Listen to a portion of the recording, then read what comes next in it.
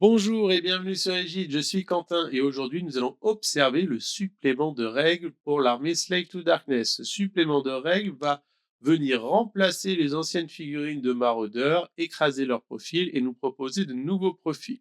L'intérêt de ce supplément, c'est que toutes les unités dans cette boîte bénéficient du mot-clé Darkos. Le mot-clé Darkos est associé à la sous-faction des Ravageurs qui vous dit que pour une action héroïque, vous allez pouvoir ramener à la vie une unité ou un héros, maraudeur, d'accord, ou cultiste, à moitié de leur effectif. Bon, un héros, ça reviendra, un modèle unique, ça reviendra complètement à la vie. Entièrement à 12 de ce dernier et à plus de 9 de votre adversaire. Cette sous-faction était principalement utilisée avec Archaon et des Splintered Fang guerreros. Pour envoyer vos Splintered Fang au combat, Archaon leur donnait l'ordre par ma volonté qui leur permettait de frapper en mourant et du coup doubler entre guillemets la létalité de ces unités, pouvant être ramenées ensuite à demi-effectif par un héros et donc vous permet d'avoir une grosse récursion sur table.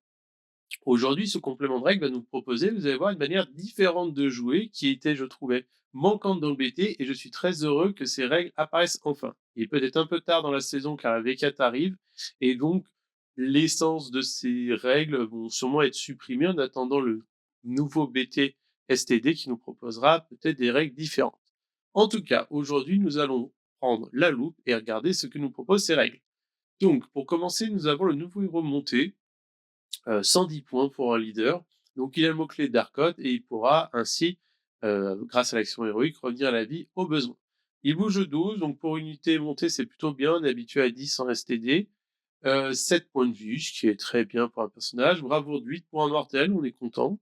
Et une sauvegarde de 5. Donc vous allez voir l'armée, le complément d'armée, une sauvegarde de 5, c'est très fragile, mais c'est pas bien grave parce que nous ne sommes pas sur des guerriers en full plaque ou quoi que ce soit. C'est un gameplay différent qui était manquant dans BT. Le profil de ce bonhomme, c'est un profil standard de héros, 4 attaques, 3-3 -1-2 et le poney, 3 attaques, 4-4 sans reine dégâts. Une petite subtilité, le poney a un masque, il a une attaque supplémentaire en 4-3 -1 D3. Si elle passe, c'est qu'il scroll. Mais bon, il est pas là pour combattre, c'est pas non plus une flèche à ce niveau-là. Il a 3 règles principales. La première vous dit que, donc j'écris crit hit pour faire référence à la V4. Un 6 non modifié à la touche vous fera une blessure mortelle en addition sur l'épée seulement, donc sur 4 attaques, ça n'arrivera jamais. Mais bon, si ça arrive, tant mieux. La deuxième règle vous dit qu'il peut effectuer 2 actions héroïques. Donc quand vous choisissez pour faire une action héroïque, vous pouvez faire très bien un point de commandement et une heure de gloire ou un point de commandement, une dissipation, voilà. Cependant, ce qui est bien, c'est qu'il vous dit que si jamais vous souhaitez faire 2 fois la même action héroïque, vous pouvez. Et donc, on fait une petite référence au BTSTD, notamment dans la faction des Ravageurs, qui va vous permettre, grâce à ce personnage-là, de faire 2 fois l'action héroïque pour réanimer une unité à la vie, à moitié d'effectif, entièrement à 12 du héros et à plus de 9 de vos ennemis. Ce qui va drastiquement augmenter votre récursion.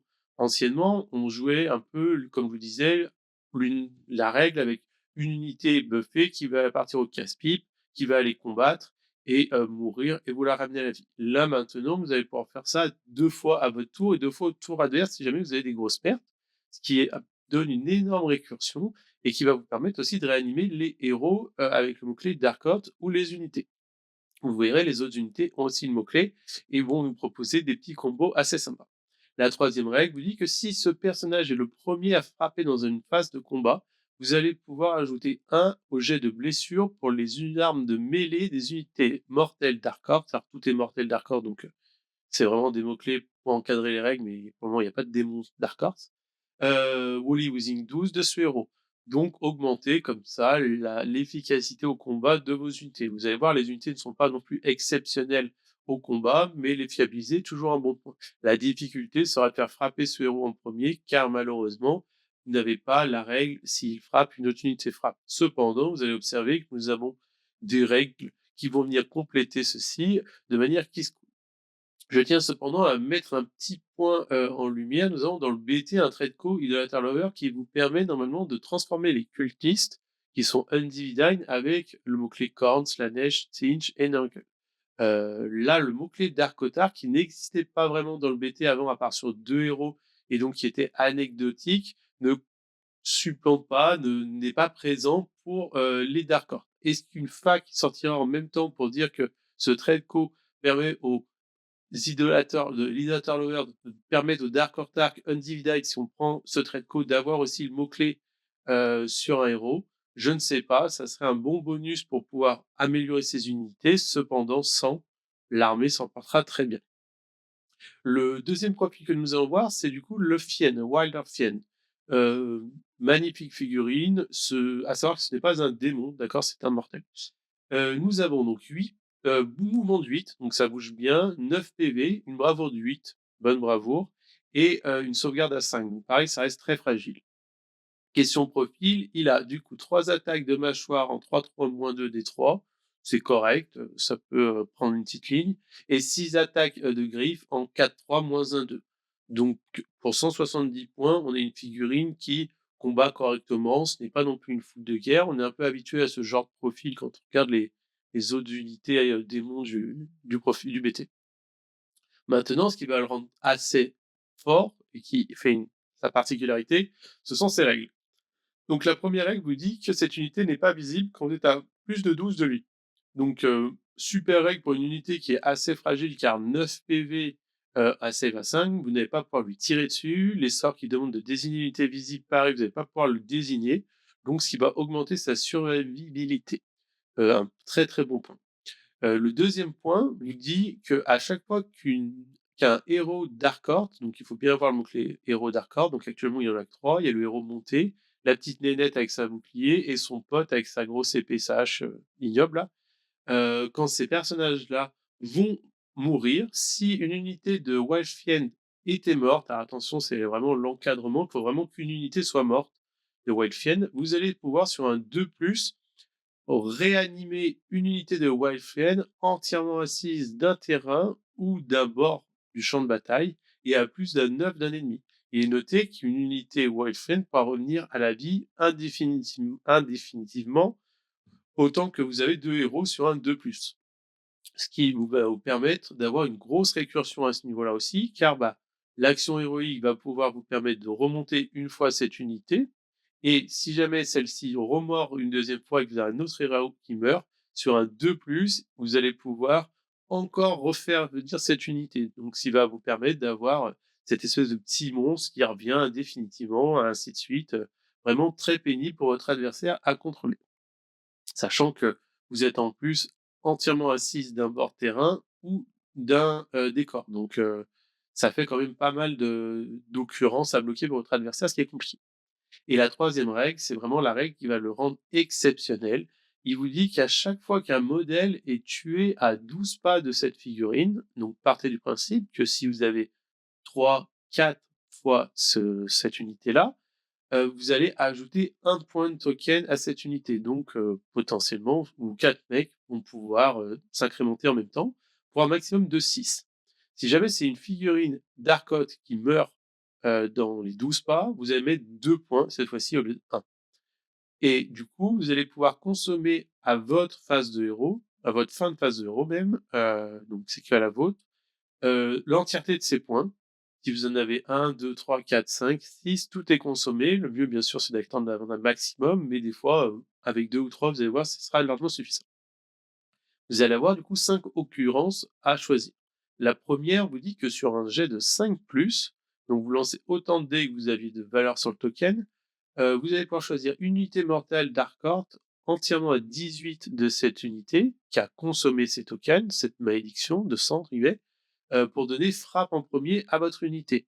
Ce qui, du coup, combotte avec le héros qui est au-dessus. Vous allez pouvoir le faire frapper en premier, activer son passif qui va donner +1 au jet de blessure aux unités entièrement à 12, et ainsi faire frapper votre unité de maraudeur, ou alors le fiend à côté, ou alors les maraudeurs montés.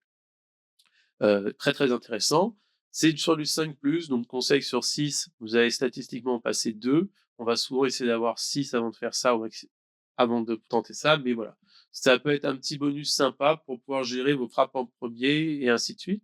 À savoir que vous n'êtes pas obligé de jouer une armée que d'Arcos. Si vous utilisez d'autres unités du BT, par exemple la cavalerie montée, des héros qui vous disent quand ils chargent, ils ont frappe en premier et ils peuvent activer une unité de Knight entièrement à 12, vous allez potentiellement pouvoir, si vous donnez le frappe en premier, un héros monté, et ben, faire frapper, ce héros, la cavalerie à charger et faire des 4 activations, 5 activations, bien sûr, des choses comme ça. Donc c'est vraiment une règle qui est intéressante. Le 5+ encadre bien, la difficulté de cette règle. La suivante vous dit que si vous choisissez d'utiliser le 4+, cette fois-ci, vous allez choisir unité ennemie entièrement à 12 et c'est entièrement à 12, pardon, excusez-moi, et cette unité ne pourra pas recevoir ou donner d'ordre jusqu'à la fin du tour. Donc très fort pour bloquer les redéploiements, très fort pour bloquer, les déchaînés des enfers, pour bloquer les bravoures inspirantes, pour voilà tout ça, pas de points. 12, la portée est plutôt courte, mais dans un combat où vous allez positionner vos pièces et vous retrouvez, englué dans l'armée parce que vous savez que vous avez beaucoup de récursions, vous allez pouvoir bénéficier un maximum de cette règle et contrôler. À savoir que chaque unité va pouvoir consommer ses points de la manière qu'il le souhaite. Consommer par exemple 4 points pour mettre sur 2 unités, vu que c'est sur le 4+ statistiquement, pas d'ordre à 2 unités à 12 et une autre qui pourra consommer, son frappe en premier par exemple si vous jouez 4 ou 5 modèles.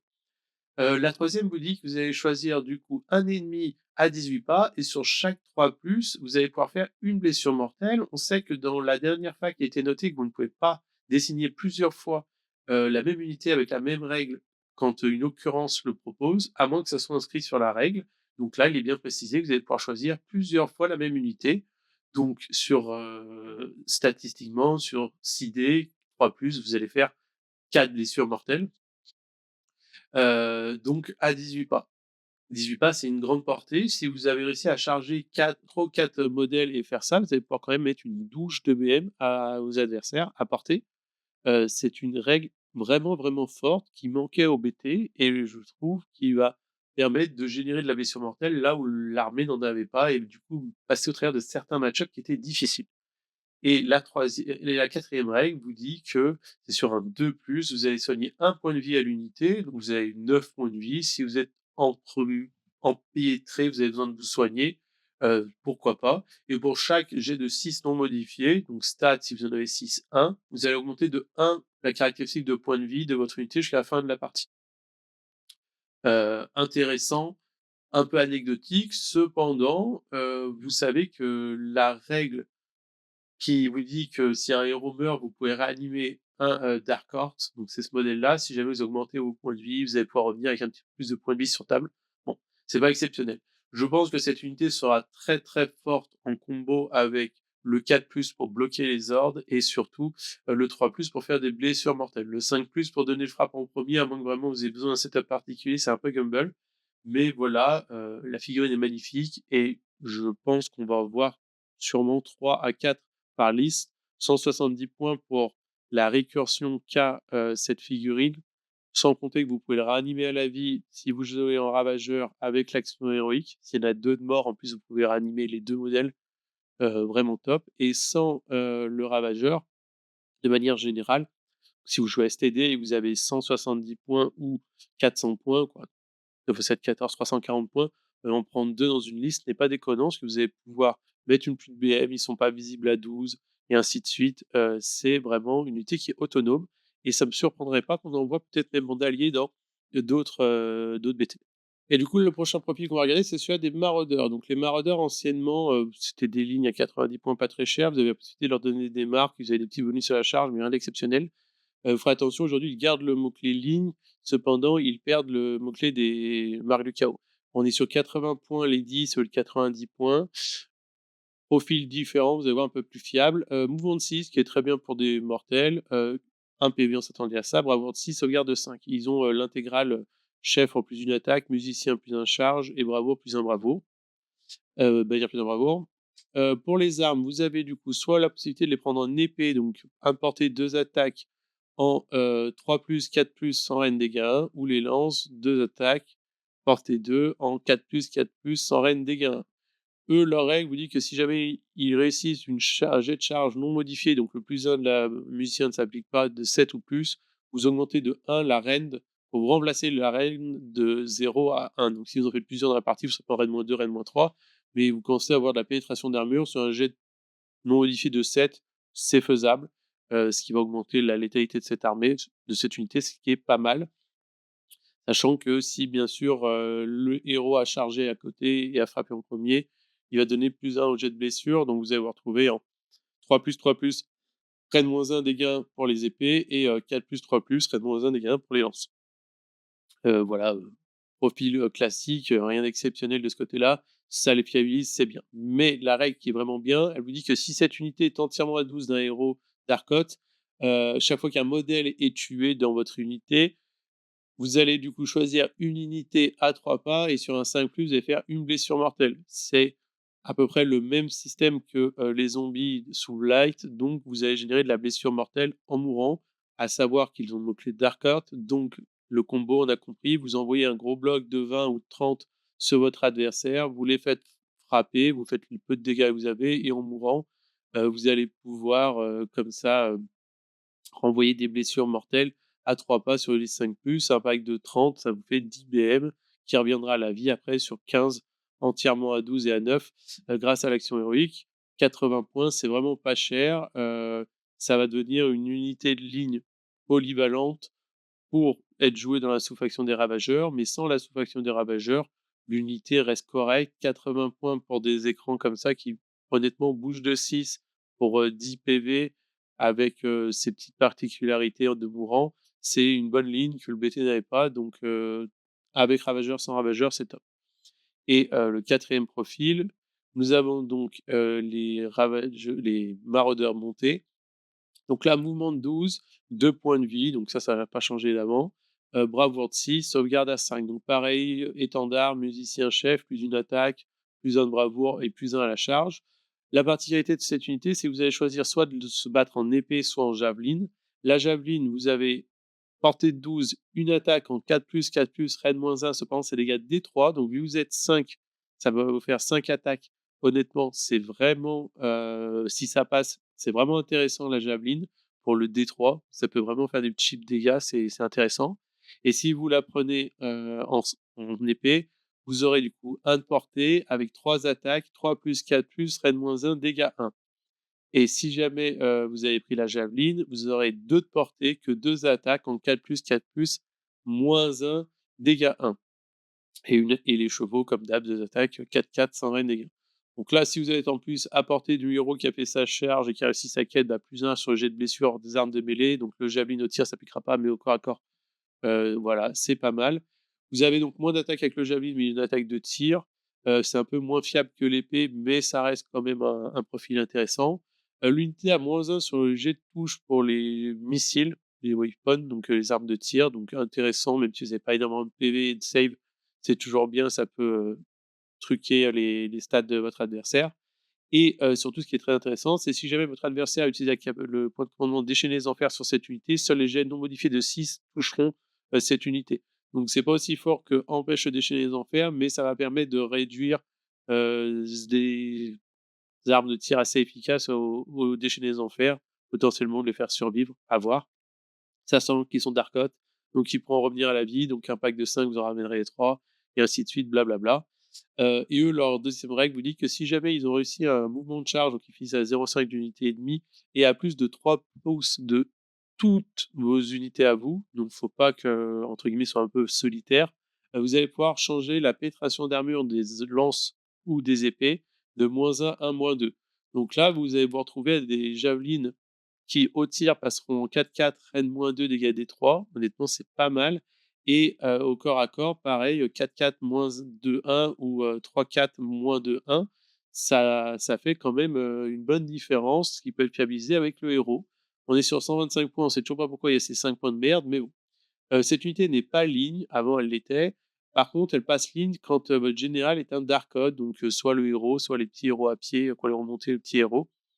Ce qui vous permet, bah, d'augmenter potentiellement votre nombre de lignes, voire de les renforcer pour en avoir les jouer par 15 pour pouvoir effectuer 15 tirs, de javelin éventuellement. Je suis pas convaincu de l'efficacité de ça, mais voilà, en tout cas, vous avez aujourd'hui, une unité de maraudeur montée un peu plus efficace que ne l'était l'ancien.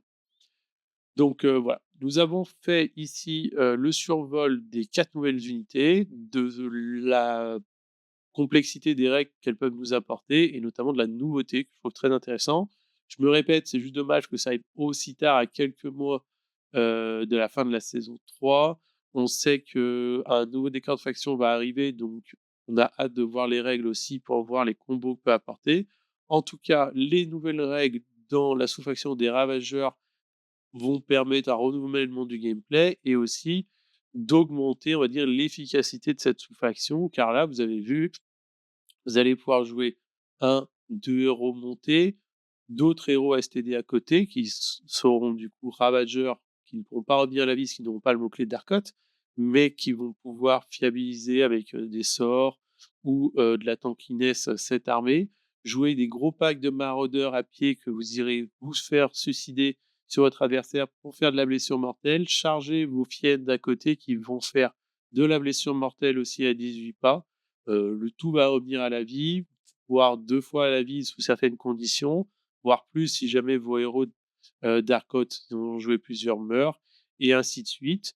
Le petit point, on va dire, en dessous, c'est les cavaliers montés qui, même si avec, le tir ou quoi que ce soit, peuvent apporter un petit peu de dégâts, supplémentaires, voilà, leur quête pour augmenter leur renne n'est pas non plus, on va dire exceptionnel vis-à-vis des profils. Cependant, ça vous fait des bons cordons gélules qui peuvent prendre et déchaîner les enfers ou quoi que ce soit et qui reviendra à la vie. Donc, vraiment intéressant. J'ai hâte de voir ce que les joueurs vont pouvoir faire comme liste autour de ça.